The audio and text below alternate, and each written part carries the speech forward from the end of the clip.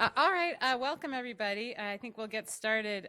Thank you all for coming to the Schultz lecture. Welcome to Colorado Law and the Getches Wilkinson Center for Natural Resources, Energy, and Environment. I am Sarah Krakoff. I'm a professor here at the law school and also the acting director of the Getches Wilkinson Center. First, before I say anything else, I want to acknowledge and thank Sean Labar, who is the deputy director of the center. He makes this event happen and also significantly helps to run the center in all matters and does just a terrific job. So thank you, Sean.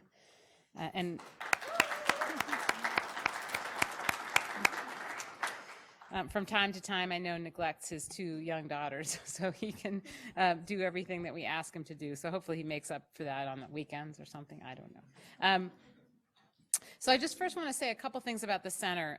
The center was founded in 1983 as the Natural Resources Law Center and is the oldest and we believe preeminent law school institute in the country dedicated to natural resources law. And the center has expanded on the legacy of the original Natural Resources Center with a broader agenda and aspirations for deeper influence in law, policy, and practice. We regularly convene thought leaders and practitioners to address the most pressing issues of the day, including public lands, water resources, climate change, energy development, tribal resources and treaty rights, environmental justice, electricity systems, among others. The Getches Wilkinson Center has already developed a substantial body of work, including pioneering research, the publication of many articles and books, conference convenings, and workshops and public lectures. And if you're interested in all of the rich materials that the center has published over the years, it's available through our website, and the law library has archived all of the materials from past conferences and lectures and talks. The center's named for the late Dean David Getches and our current colleague, Charles Wilkinson, who did, and in Charles's case, continued to do path-breaking work in the fields of American Indian law, water law, and public lands law. And then in recent years, along with the renaming of the center, when we expanded the ambit of the center's work from natural resources and started to encompass the work of my engaging and dynamic colleagues such as Sharon Jacobs, we started to also have interest in a lecture series in energy and oil and gas and that side of the natural resources law portfolio. And so with that, I want to pivot and extend a warm welcome to the Schultz family, without whom this lecture series is not possible. In particular, I want to acknowledge John Schultz, who worked for many years in the oil and gas field, not literally in the field, but in the field of oil and gas law in Colorado, and has been an extremely generous philanthropist and donor to the law school. And I know he and Cynthia were generous and philanthropists in their life more broadly. In addition to sponsoring this lecture series, the Schultzes helped to fund our loan repayment assistance program. And without that program, many students, and many of our students do choose to do this, go into public interest law. Many of them would have an even harder time than they do repaying those student loans. And so we're very grateful to the Schultzes for helping to launch that program as well. Sharon's going to talk a little bit more about the Schultz family and John Schultz and his legacy. And speaking of Sharon, I now get to introduce her. Sharon is going to introduce our guest speaker for tonight, Professor Hannah Wiseman. But I get the pleasure of introducing Sharon, my dynamic young colleague and friend. Sharon teaches energy, environmental, and administrative law. She is an excellent teacher. I sat in on Sharon's classes and can understand why the students flock to them. She is engaging and clear and strikes that perfect balance between setting very high expectations in the classroom and yet providing a warm, supportive, and engaging learning environment. Sharon's also an excellent scholar, already one of the leader in her fields in her young life as a scholar. She's published in the top law reviews, including her most recent article, which will be coming out soon in the Yale Law Journal. She's also the recipient of the PACE Junior Environmental Law Faculty Award. She won that 2 years ago when she was just barely here.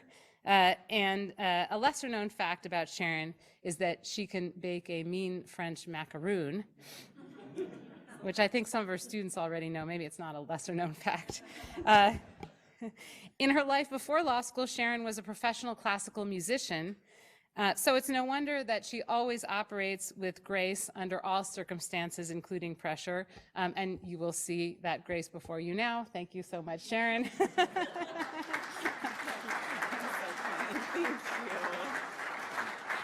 Well, thank you so much, Sarah, for that overly kind introduction. It has been my great pleasure to be welcomed into this community. I'm now in my 6th year at Colorado Law School. I can hardly believe it. It feels like I just arrived in many ways, and I could not be luckier. This is an unbelievable community. We are supportive of our own. We have wonderful partners, including the Schultz family, and it's been my great honor to begin to work with you on some of the programs that you've supported for such a long time, including this lecture. So I also want to thank Sean Labar, who stands back there, our Deputy Director of the Center, who has done yeoman's work in putting this program together tonight. And then, of course, John Schultz, who I'm sorry is not with us here tonight, and the entire Schultz family, Cynthia and Dave Howard, and Michael and Elisa, who are John's grandchildren, who have really partnered with us. And it's the 12th year now of this incredible lecture. And 12 years ago, John Schultz, who had himself an impressive career in oil and gas law, had the vision to support CU Law School in putting together this lecture to enable us to bring true energy visionaries from around the country, the top scholars, the top thinkers in their field, right here to Boulder, so that we could benefit from hearing about their work and from engaging in conversation with them. And past speakers have included Dan Yergin, Governor John Hickenlooper, FERC Commissioner Colette Honorable, and last year Harvard Law Professor Jody Freeman. And I also do want to emphasize something that Sarah mentioned, which is that the Schultz family has been incredibly generous in supporting our loan repayment assistance program and scholarships for our students. And I just want to acknowledge some of the scholarship recipients who are here with us in the audience tonight. They will go out and make us proud, as all of our students do. And it's so important to law students today. We've tried to keep costs down here at Colorado Law School, but law school is still an expensive undertaking. And it's difficult sometimes for our graduates to go out and do the kind of meaningful, engaged work that they want to do when there are tempting positions at law firms in the big cities. And I know how important it was to John Schultz, and is still to John Schultz, to enable our graduates to go work in some of the more rural communities in Colorado, where we need good lawyers to do the kind of good work in the energy field and other fields that we know they can do. So we're very grateful for that. Thank you. And now I am delighted to introduce Hannah Wiseman, who is our speaker for tonight. Professor Wiseman is the Attorney's Title Professor of Law and Associate Dean for Environmental Programs at Florida State University College of Law in Tallahassee. She is perhaps the national authority on the law of hydraulic fracturing and unconventional drilling, and on oil and gas law more generally. She does not, her work does not stop at the boundaries of the law school. She also, as a lawyer, has advised organizations and companies on regulatory and rate-making issues around hydraulic fracturing in oil and gas, as well as best practices in shale gas development. And she is a prolific author and has written on the regulation of risk, preemption of state and local law, regional governance, community-scale renewable energy development, and clean energy incentives, among other topics. And we are just so grateful that she was able to join us tonight. So please join me in welcoming Professor Hannah Wiseman. Thank you. Thanks, Sharon. Thanks, Sharon. It's a pleasure to be here in beautiful Boulder at a law school that I really view as the leader in natural resources, oil and gas, and energy law because of the powerhouse faculty here, such as Sarah and Sharon and others who have just, and the people who came before you who really created an impressive legacy of leading this area that has become so important today as we struggle with balancing the many needs of energy and economic development and other issues that I'll talk about tonight. I also wanted to extend a thank you to Sean because he's been so helpful with my trip here. And thanks also to the Schultz family for making this possible. So tonight I will make a potentially bold proposal to say that I am optimistic that due to recent changes in energy technology markets and the law, it might be possible for energy to become more of a locally desirable land use. Now, this is a very dangerous thing to say in an area that is probably on the front lines, more than almost any other place in this country, of the collision between oil and gas development and residential development. I can't think of many other places that are experiencing such a collision to the extent that you are. But my overall argument will be that we certainly can't make energy development fully desirable to many communities that are struggling as they host so much of this important development. But I think we can make it at least more desirable. And I think we can make communities feel that they have more control over where they get their energy and what type of energy development is occurring within the community. So we'll see if I persuade you. I hope to leave time for questions. I hope this can be a conversation because this is by no means an assertion that I'm certainly right, but I am proposing this. So many of you are likely familiar with the terms NIMBYism and LULUs, locally undesirable land uses. They're often used negatively. The idea is let's overcome this NIMBYist opposition, NIMBY referring to not in my backyard. Let's find a way to get past this opposition that is stalling much needed development. But NIMBYism is very understandable and I think very important because as Professor Bruce Kramer, who I know has spent a lot of time in this state, in addition to Texas, as he observed very early on in his work on local governance and oil and gas, one does understandably not want to exchange the noise of the bus or emergency medical vehicle when one moves from an urban to a more rural area. They don't want to exchange the urban noises for the noises and the many other impacts of the pump jack and drilling rig. It is understandable why communities are upset about the aesthetics, the noise, the dust, and the health and safety and environmental impacts that are associated with energy development. So I think we really need to take NIMBYism seriously and view it in part as a natural reaction of those who have strong preferences about where they live and the character of where they live. But of course, we also need energy. And I think there might be ways to balance NIMBYism with the need for energy without just saying, let's just overcome this NIMBYist opposition. And I'm focusing both on oil and gas and electricity tonight because there, as many of you know, there's a great deal of NIMBYism when it comes to electricity. Of course, large coal-fired power plants, one would understand why one doesn't want that in the backyard, but also wind farms, right? And increasingly solar farms. In my community of Tallahassee, where we have a 100% renewable energy goal, there has been a great deal of opposition to cutting down pine trees for solar farms. We mostly have pine trees in Tallahassee. That's our biggest crop. And there's been a lot of discussion about, okay, we love our forests, and how many forests are we going to replace with solar panels? So the targets I will focus on are both the mid to large scale electric generation and the wires. Transmission lines are, of course, a very traditional NIMBY target because they are aesthetically problematic and they have many environmental impacts as well. And then oil and gas.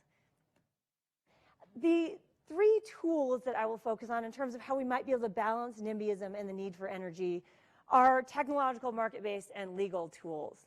Now, the technological and market-based tools, I don't mean to put myself out as an expert in terms of here's what's happening in energy technology, but I think that organizations like the National Renewable Energy Laboratory and the Energy Information Administration can tell us a lot about what is happening and can inform lawyers about where the law might need to go and should be going to take advantage of these trends that are allowing for development that doesn't impact communities as much. And I think there are 3 specific tools for which technology, economics, and law can help. So tools in addressing the NIMBY problem and balancing the need for energy with community concern. One is we can, in some cases, entirely get rid of some of these land uses that are problematic for communities. If not entirely, we can get rid of a lot of them. And this is perhaps the case of utility scale electric generation. Now, there's a great debate in the energy area as to whether this should happen. There's talk of the death spiral for utility scale electricity. Big utilities are worried about the move toward more distributed energy, understandably, and there are good reasons why we have an interconnected grid with large power plants. However, as I will discuss, it is possible in some states to move substantially toward a fully distributed electricity generation system. And there are many questions about whether we should do that. It's certainly not the most economical approach as compared to utility scale generation. But we could replace utility scale generation to a large extent. Oil and gas wells, hard to replace them with something else, right? You can replace utility scale power plant with lots of solar panels on rooftops, but hard to do that with an oil and gas well, in part because the oil and gas is underground. So I'll talk about how replacing land use entirely with oil and gas would be a keep it in the ground type strategy, and there are lots of questions about whether that is the right strategy or not. But that's an interesting one to be addressed, I think. As a second best measure from a community perspective, if you can't get rid of the NIMBY problem, you can at least move it to a slightly more desirable location. And there are technologies, markets, and legal tools that are allowing that. And then the third best measure from the community perspective is the NIMBYist land use is still within the community, but there's a mitigation approach. You can better address the impacts such that the impacts are still there, but not as bad as they would have been. Okay, so first, replacing the land use with an alternative, just getting rid of the land use altogether. So decentralized generation and storage, Sharon Jacobs is the leader in this field. In her piece, The Energy Prosumer, she predicted what is now, she didn't predict, she observed what is now happening at a much larger scale. Sharon was at the forefront of recognizing the importance of decentralization in electricity and the fact that people who are energy consumers, we used to just get energy from the utility, are increasingly generating electricity as well as reducing electricity use at certain times of day, times of peak demand, and providing services back to the utility. And this will expand as people start to be able to plug in their electric vehicles, vehicle-to-grid, as vehicle-to-grid technologies become more predominant. So this is what Sharon observed in 2016, was that customers were already storing energy on site and using it to support their PV panels, their solar photovoltaic panels on their roofs, as well as, in some cases, to provide electricity back to the grid during periods of peak demand, to send electricity from the battery in their home back to the grid. There are now about 5,500 residences with batteries. That's not many homes. But if home batteries take off like certain electric vehicles are, there will soon be many more homes with batteries, often coupled with solar panels. So about 95% of the 5,500 homes that have batteries also have solar panels. And in terms of how far could we go if we really did want to get rid of utility scale electricity generation, and that includes even big wind farms that many communities have objections to. We really wanted to do that. To what extent could we potentially replace that centralized generation? A recent study by NREL says, well, if they've looked at about 23% of all the buildings in the United States, and this was at a zip code level. So NREL looked very closely at individual communities, looked at the orientation of rooftops and the spatial area available on rooftops on those 23% of buildings around the United States that were surveyed. And they concluded that almost 40% of the nation's electricity sales could be replaced by rooftop solar. Now, I should mention here that rooftop solar is objectionable to many communities as well. Some historic neighborhoods where they are allowed to have banned rooftop solar or required that be placed in a section of the roof that's not quite as visible. But I'm suggesting that rooftop solar and other distributed technologies are at least a response to the typically more objectionable utility scale technologies from a NIMBY perspective. And here's just a map showing what percent of electricity sales in different states could potentially come from distributed electricity generation. Of course, as you would expect, the southern United States, the dark green, more than 90% of electricity could potentially be replaced with distributed renewables. Now in Florida, where Florida electricity consumers, we are about 130% of the national average in terms of how much electricity we consume. It's very embarrassing. But we could still cover about 90% of our electricity use because we have so much sunlight when it's not raining. We're not doing very well in that area, but we could be putting up a lot of rooftop solar. And then this middle green, which you see in a lot of your parts of the state, this is 80 to 90% could be covered. So this varies, of course, in the United States in terms of how much could be replaced. So communities in the north, they couldn't as realistically get rid of all their utility scale generation. But there is quite a good bit of potential here. How much rooftop solar has been installed? A lot more than the home battery storage. So distributed solar is becoming quite common. More than 14,000 megawatts projected to be installed by the end of 2019. And this is equal to about 2.7 million homes in terms of how many homes that rooftop solar could power. And I'm using Colorado numbers here because, of course, how many homes 1 megawatt can power varies by region.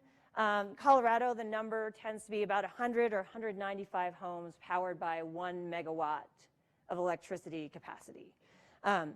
So using those Colorado numbers, that's a lot of homes that already have rooftop solar distributed electricity.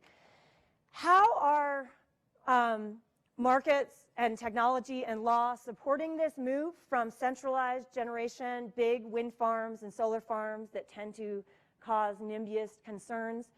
Well, markets have played a big role. As many of you know, solar is just much, much cheaper now. And it's not just the modules themselves. The residential, and solar at all levels, including utility scale solar, is much, much cheaper than it used to be. Residential is here on the left. And it's not just the modules themselves. It's not just the photovoltaic panels that are cheaper. It's also things like the soft costs, the soft costs such as acquiring land and the labor, and then the hardware soft costs, which are the lighter blue. If you see the light blue on this graph, those have also gone down. That's just the hardware other than the modules and the inverters, all the other stuff that's needed to install the panels. All of those costs have been going down quite substantially. And that's what's partly enabling this shift toward more distributed energy. In terms of laws, I'm sure many of you are already familiar with net metering, which incentivizes rooftop solar and potentially home batteries because customers under traditional net metering can sell back to the grid at retail rates. They can sell their excess power back to the grid. Now, some states have moved away from net metering toward other mechanisms for compensating homeowners with rooftop solar for the valuable commodity they are providing. Minnesota has a value of solar alternative. Utilities can choose to use what's called value of solar instead of net metering. And the idea is let's pay homeowners for the true value of the product they are sending back to the grid. Because net metering is sometimes viewed as overcompensating people who own rooftop solar and not taking into account the potential additional demands on the distribution grid. Tools like value of solar, and in New York, a tool that's called value of distributed energy resources, these tools try to better directly measure the service that homeowners are providing by having rooftop solar panels and compensate them for that service. Property assessed clean energy is a mechanism by which local governments can give homeowners financing for installing rooftop panels. They can help finance it, and homeowners can pay back that financing through their property tax or other annual tax every year. So that is good for the many Americans who move frequently and who don't want to pay for the full cost of their solar panels up front and not recover it when they sell their house. Because if you're just getting a partial bill on your taxes every year, you're just paying for the solar panels while you have them. Now, there are some issues with federal loans. Fannie Mae has said they will only loan to a homeowner which has a property assessed clean energy financing mechanism if the mortgage has superiority. So in some places, the PACE program has not been as much of an incentive. But there are a lot of laws that are incentivizing the move toward distributed energy. There are also mandates. I'm not sure if anyone heard that California requires all new homes to have solar PV beginning 2020. There's some exceptions. This is for 3-story homes, condominiums, and hotels. Renewable portfolio standards, which require a certain percentage of electricity in states to come from renewable resources. Many of them also have a specific requirement for distributed generation. All right, I don't want to spend too much time just on electricity. I do want to talk about oil and gas as well. So again, oil and gas, we don't have the options of moving toward distributed oil and gas wells, I don't think. I can't picture tiny oil and gas wells. It certainly can't go on rooftops, right? It's a different resource. So in oil and gas, if communities really want to just get rid of it entirely, just as they might want to get rid of a large wind farm, that's tougher, right? Because that's when we would be moving toward, okay, just keep it in the ground, let's not drill anymore. And there is more discussion in that area now. But in terms of whether we're going to move very quickly away from drilling for oil and gas, it seems unlikely, in part because natural gas, it's not only important in terms of transitioning us away from coal, it is serving as a very important resource in terms of balancing out the intermittency of the renewable resources that we increasingly rely on. So a growing number of the utility scale renewable power plants that are being built are co-located with natural gas. The natural gas just kicks in as soon as the sun goes behind a cloud. And that's very important to balance out the intermittency. Now, battery storage is expanding, though. Utility scale battery storage could potentially replace the need for natural gas in terms of how it balances out this intermittency. In terms of markets, we're also not moving away from natural gas anytime soon because it is so cheap, right? Now, in some cases, renewable energy is now cheaper than natural gas. And when I talk about the cost of energy, I'm talking about levelized cost, which compares apples to apples. It compares all of the different portions of the cost of generating electricity, building the infrastructure, the cost of fuel, et cetera. And levelized costs, they omit the tax credits, so you can see how much renewables cost even without the tax credits. So natural gas is very cheap. Renewables, in some cases, are even cheaper. But as you can see in terms of the capacity additions for all new power plants, still a lot of natural gas. That's the brown. Now, there's wind kind of and solar. They're almost equal in terms of how much new capacity is being added. Solar is a little bit behind. No coal. An attorney from one of the nation's largest electricity providers told me the other day, no coal plant will be built in the United States ever again. I was amazed to hear such a strong assertion, but I think you might be right. And that's largely because of natural gas being so cheap. So in terms of technology and markets maybe moving us away from the need for so much oil and gas, we are getting to a world in which, at least in the electricity sector, natural gas could be displaced by renewables, but we're certainly not there yet. And the laws are quite divergent, as you know. There is a little bit of a keep it in the ground movement. So New York and Maryland have banned hydraulic fracturing.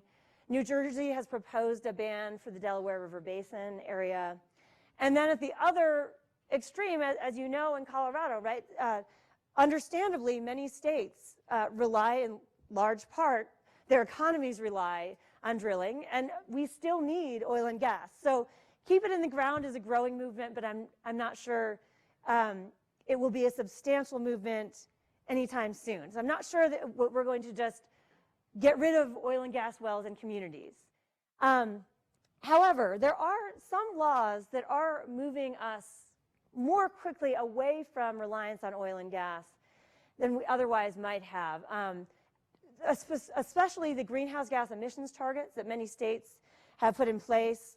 New York has one of the most ambitious ones, as well as clean energy standards that are mandating that most energy come from non-fossil resources. All right, so if we can't get rid of something altogether, let's assume that right now we're not going to just stop drilling for oil and gas and that communities need some oil and gas wells. What's a potentially second best option to address NIMBYist concerns? You can move the land use. Now, only to some extent when it comes to energy development, because energy development is a little bit different from other types of development in that you must match what's sometimes called a fugitive resource, something that kind of moves around and it's only found in some places, with the surface. So as those of you who do oil and gas, work in the industry or work in the field of oil and gas law, you know very well, you only drill where there are minerals underground that are worthwhile drilling for. And so you need to use the surface as above those minerals. And it's the same with wind and sunlight. And this is what's causing part of the NIMBY problem with wind, is the best wind is on the mountaintop. And the mountaintop is the most visible component of a community often. So you can only change the location so much. But I think there are technologies and economics and laws that are helping make the change of location option more realistic. So in terms of electricity, the battery storage that is happening at the residential level is also expanding substantially at the utility scale. There's now a lot of battery storage at large power plants. Well, I shouldn't say a lot, but it's a lot more than there used to be, and it's growing quickly. And when you couple battery storage with generation, it makes the location of the power plant much more flexible.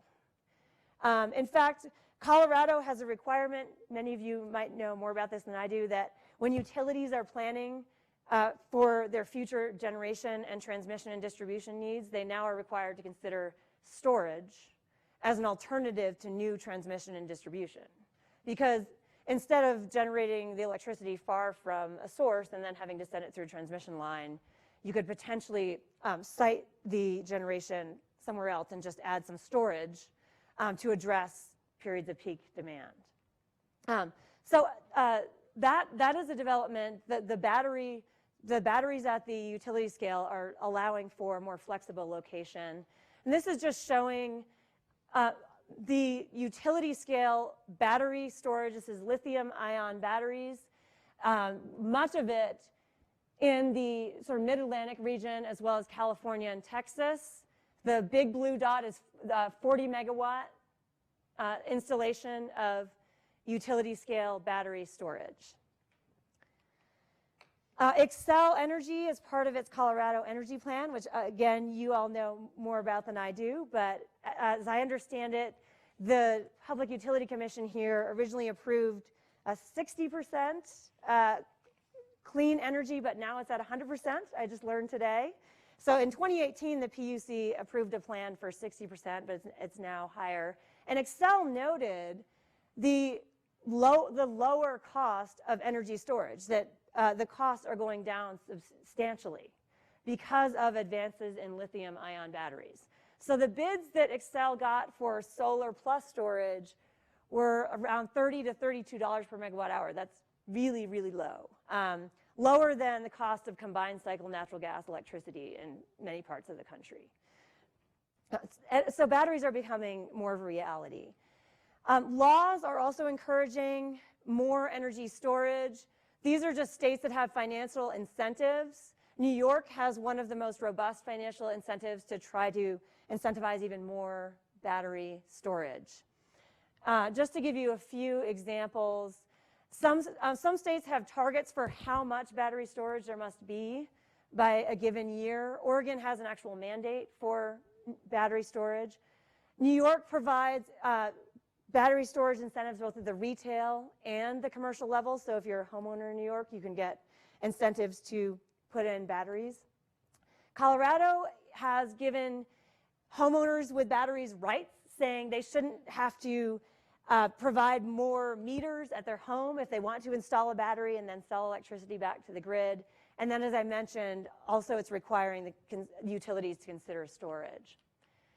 All right, what about oil and gas? Here's where there are more realistic options than just the keep it in the ground option.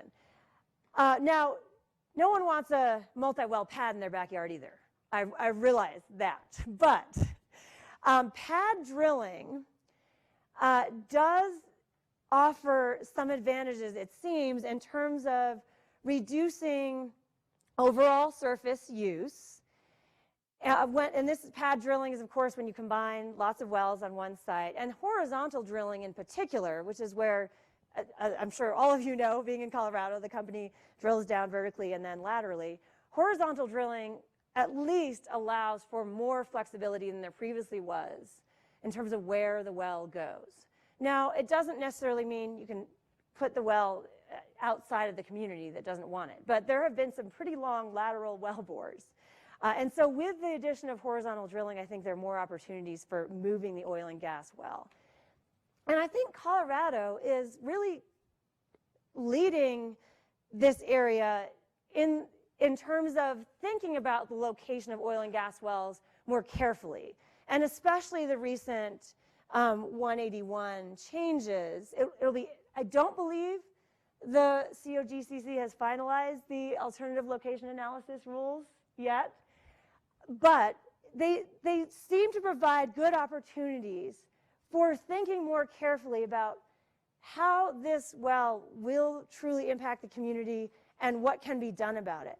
And the same goes for the type of comprehensive planning that is an option under the habitat stewardship rules and for more in more urban and suburban areas where you're more concerned about helping the humans, not the habitats of wildlife. The options that Colorado offered to oil and gas companies even before 181, where oil and gas companies would get incentives if they provided more of a comprehensive drilling plan and worked with lots of agencies to address the potential community impacts and health impacts. I think those are a good start. Now, I'm sure, I'd imagine I get a lot of pushback on that. You all are here. But just coming from the external perspective and looking at what states are doing in terms of the location, addressing concerns about the location of wells, I think Colorado's making good progress. A third option, not the best option for communities, but an important one. You can't move the land use if you can't avoid it. If you altogether, you can allow it to happen within your community, but there are a lot of ways to mitigate the impacts, many, many ways. Community benefits agreements. Professors like Tara Rigetti at the University of Wyoming, as well as Kristen van de Biesemas, who's now at Calgary, previously in Oklahoma, have led what I view as a really exciting, relatively new field of oil and gas law, and that is looking at the ways in which communities bargain with the oil and gas industry for mitigation or for compensation. And more broadly, just private governance opportunities. So surface use agreements, for example. Professor Righetti has looked at how through surface use agreements, oil and gas companies are agreeing to certain mitigation measures. And those measures, even though they're just in individual surface use agreements with individual owners, those measures might start to be adopted more widely. So communities can bargain for reduced impacts, such as more air pollution control devices at well sites, other best management practices. They can bargain for compensation. They can bargain for parks and schools. Communities have long done this in other areas of land use. When a sports stadium comes to town, for example. And they can do the same with oil and gas. Bonding and insurance mechanisms are very important. And as I understand it, 181 in Colorado gives local communities the express authority to require the insurance, for example. Communities in Texas already do this. Fort Worth and others require that oil and gas companies have at least $5 million in environmental liability insurance. So that if something does go wrong, it will at least be paid for. And taxes. Pennsylvania, it doesn't call it a tax. Pennsylvania has this unconventional gas well development fee that has provided millions of dollars to communities, more than 313 million. It's for each unconventional gas well that is spud. And over just 3 years, they're still tabulating all the numbers, but in one of the studies of how the money has so far been distributed, this was an older study, but over just 3 years, more than 313 million. That's a lot of money going to communities. And it goes to communities for the specific impacts of oil and gas development. So of course, the housing issues, right? When you have a boom and it sometimes displaces housing, as well as the road impacts and the environmental impacts. That's what that money is being spent for.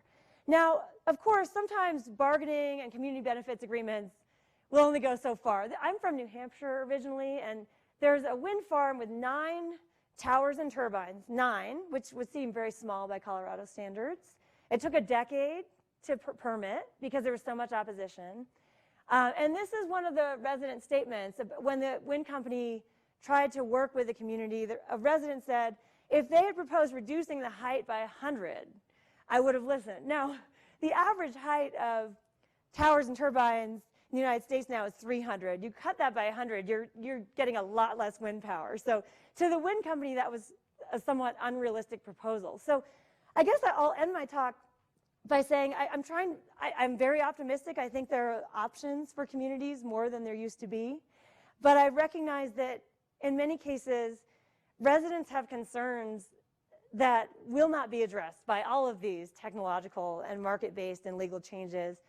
And those remain important. We need to think about them and think how we can continue to change the law and harness the technological and economic changes that are happening to make sure that communities have more control over their energy resources. Thanks. I hope we have some time for questions.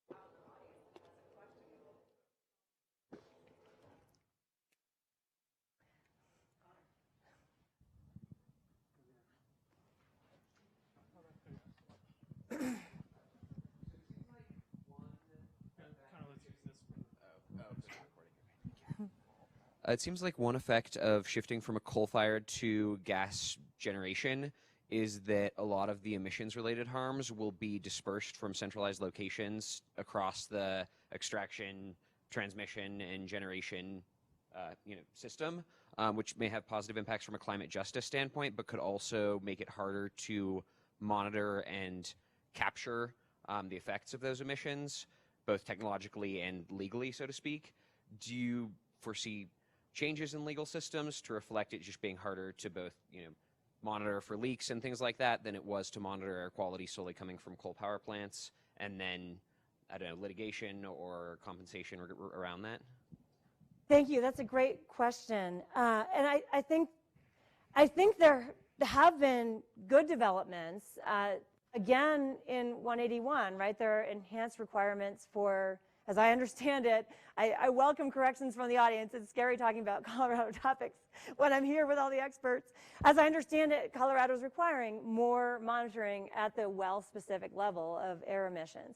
But you're correct that if the movement is away from these large coal-fired power plants where there are simply continuous emission monitoring systems right on the smokestacks, sending digital data to the Environmental Protection Agency, that was easy compared to many, many natural gas drilling and fracking sites, as well as often pretty small natural gas plants. A lot of these co-located renewable and natural gas plants, there are just a few sophisticated natural gas jet engines, essentially, right? They're these reciprocating engines. They're really efficient, but they're pretty small. You're right. We're moving, as we move toward a distributed level, not necessarily just the homeowner level, but at a sort of mid-scale distributed level, there are a lot more points of impact to measure. I think that we need more laws like what appears to be attempted in 181 for monitoring at the distributed level. I think we need to engage industry in that monitoring because industry is the entity that's out there on the ground that can more easily install the monitor than the limited agency staff from a state or federal perspective. I'm not sure whether industry should have to bear all those costs or not. That would be something to think about. I think that engaging more citizens in monitoring and doing so more uniformly is necessary. There have been movements toward bucket brigades in which citizens with the right tools, if they've been told that they have to use a certain uniform method of measuring the emissions, can do the work for agencies. But we need resources for training and providing the equipment necessary for citizen monitoring. And then from the justice perspective, that is such an important question, and there is so much to be done there.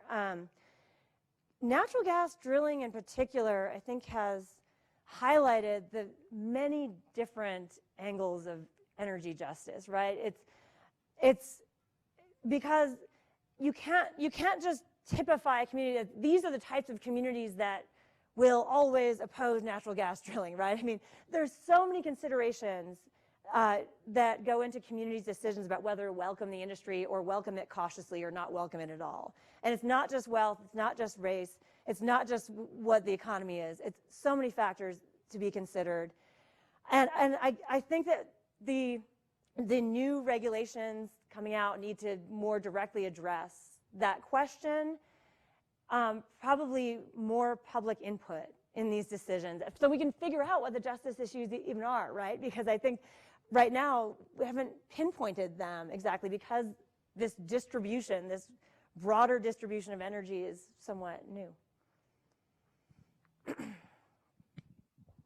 Do I call on people at this point? Okay, yes, thanks. Here. You didn't bring up earthquakes? Oh, yes. Kind of the same thing.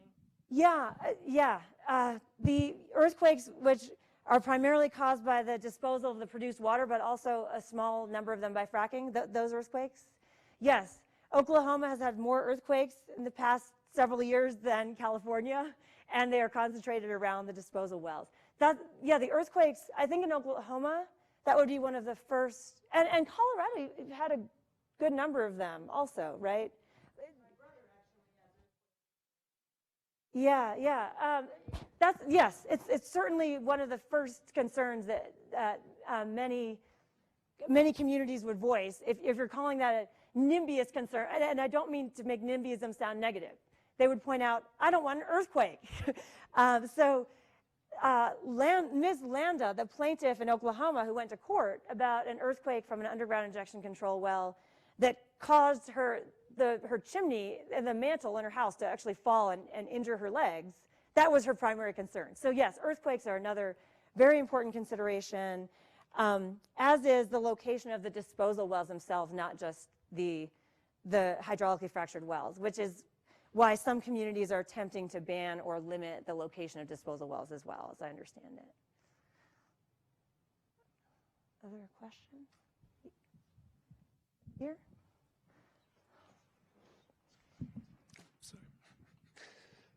You had mentioned distributed oil being a challenge, but can you comment on algae, the development of algae as a biofuel? That's a great point. So we could get rid of that land use entirely if we just figure out another way to make something that's very much like oil that could be used in the same applications. I have limited, I don't know much about algae.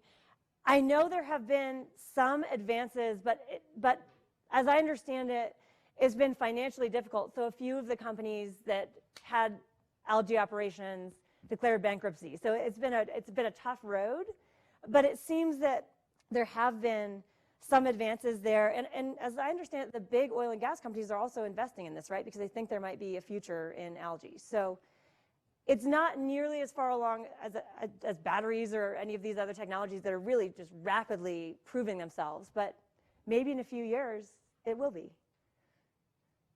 Back here? Hey there.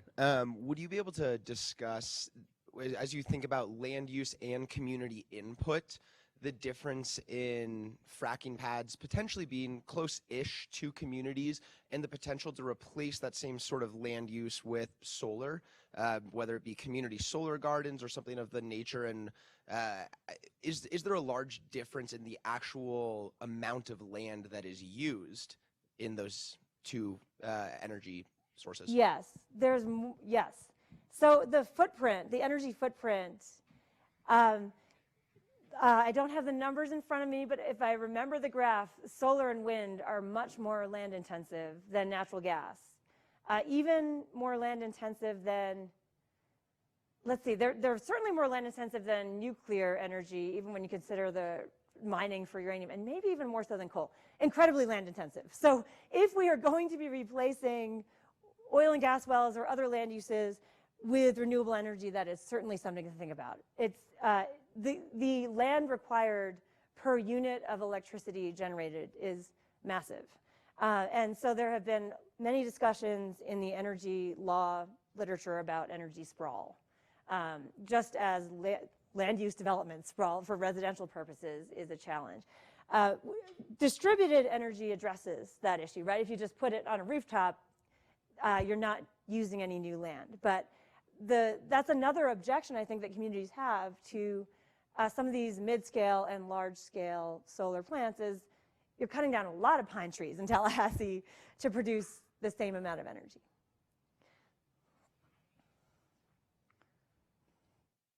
Yes. I have a question about the basic point. So there is a conflict between the energy development versus our community's residential development. And that occurs especially in oil and gas, I understood. And compared to that, so in terms of development of solar energy in residential area, so the rooftop solar panel is intentionally concentrating on residential area. So generating energy is concentrated on the residential area. So is there any conflict between among residents, putting solar panel on the roofs, such as over reflected sunlight or something? Excellent question. Yes, distributed solar, rooftop solar creates all sorts of new legal concepts, which are quite thorny to sort out because the shading, if you're attempting to generate most of your electricity in a residential neighborhood, there are many other uses in the neighborhood that interfere with that generation. Shading by trees that could be reducing other energy uses, there's a trade-off, right? If you don't have trees shading your house and reducing your air conditioning bills, but you do have solar panels, is that always better? And the law in this area has been developing, I think for the past 20 years at least, there have been discussions of how to address shading conflicts. They go back even further, but the serious discussions have occurred in the last couple of decades. You can create a system of easements in which homeowners can tell their neighbor, please do not put a tree or any other obstruction in this particular part of the air because I need the sunlight for my solar panels. Another way to address this is solar-ready zoning and land use planning, which some communities in Colorado do, as I understand it, for large subdivisions. If you lay out for new homes, if you lay out the homes in a particular manner and the landscaping, you can avoid some of those conflicts to begin with. So the shading is just one conflict. There are also, as I mentioned, some people just aesthetically object to them as well. And there are, I heard someone complain about interference with his ham radio the other day. So there are also, you know, the residential homeowner who wants to be able to call someone in Singapore on their ham radio. You're right, that when you concentrate generation in a neighborhood, all sorts of new and interesting legal issues emerge. Sharon.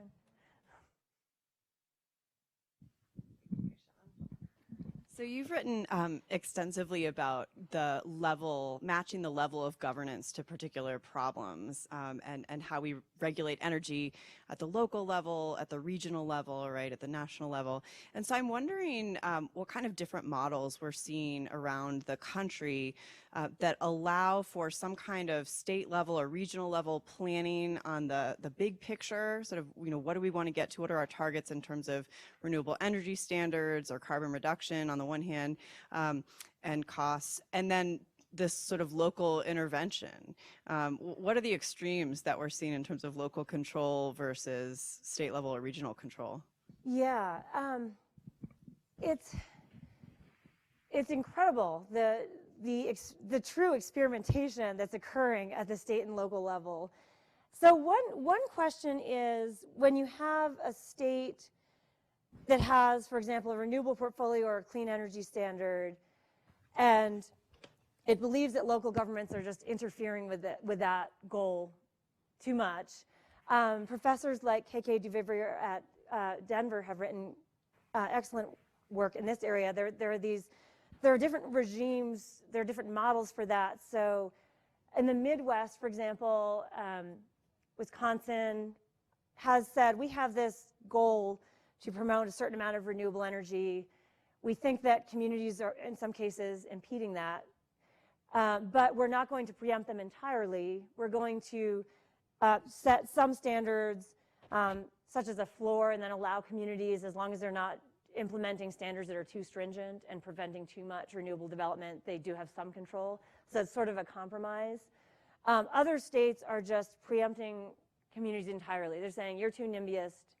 We need this clean energy. You don't get to decide where I haven't seen much preemption of the zoning in the renewable energy context. There has been preemption of zoning in the oil and gas context. But there has been preemption of, you know, you may not put a height limit on the wind towers and turbines. Decibel levels, those are all set at the state level. And a lot of states have a preemption option where a developer can say, in this particular case, I think the community is being too restrictive. May I request the state to come in and preempt, but it's not across the board preemption. But in terms of sort of balancing the state goals with these many local goals toward clean energy, or I don't see much of that going on at all. I think it's just sort of here's what the state of New York has said, and then there are lots of local governments in New York who have set even more stringent standards for how much renewable energy must they have by 2020, and they'll just see how it plays out. It would be interesting to see if some sort of preemption or cooperative regulation regime emerges for these clean energy standards that are simultaneously happening at the state and local levels.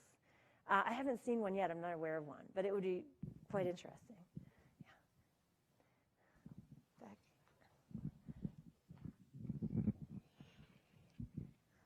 In reference to the kind of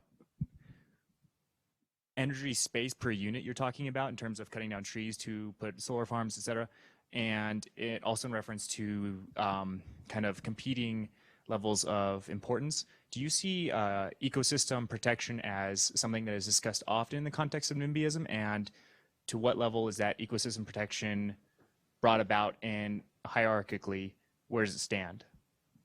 Interesting. I think we need a study of that. I'm not sure if anyone has studied. There has to be a study out there. There's a study out there for everything. I have not seen it. I need to look for that. There must be some research on the extent to which what researchers have called NIMBYism embraces broader environmental concerns that relate primarily to habitat fragmentation, wildlife, not just, I don't want the flicker effect from this wind turbine in my home, or I don't like to look at this, or there's dust, or my children are getting asthma due to the air pollutants. I'm not sure. I mean, I can tell you just sort of from having read some of these NIMBYist accounts, I have read about residents focusing largely on the environmental issues, including ecosystem, habitat fragmentation issues, but I'm not sure of where that ranks. I'm not sure if people's concerns about their homes, and my guess is that economists would say, economists like Bill Fischel, who he has this hypothesis, the home voters hypothesis. People care the most about the value of their home and the quality of their life at their home because their investments are tied up in that. So Bill Fischel, the economist at Dartmouth, would probably say they care most about their home and their impacts on them, not ecosystems. But people are also voicing the environmental concerns because they walk in the parks and they run in the mountains and ski in the mountains, and they care about those ecosystems. So I don't know the answer, but I'm curious about it. My guess is it's lower down in the ranking, but still important. That was long-winded for something I don't know enough about. So just to answer that, there is a study thank you. Yeah, there's a study by Dustin Mulvaney on solar power. That's his book. And it largely looks at the conflict between the Endangered Species Act in California, and also issues that have arisen in some of the native Indian lands around there, and how they have been addressing some of these large solar farms. Thank you.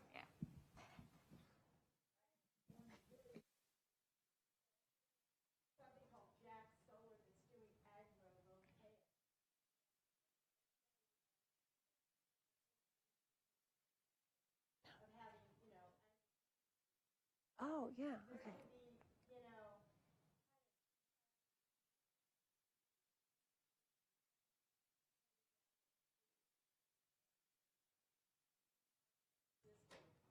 Yeah, thank you.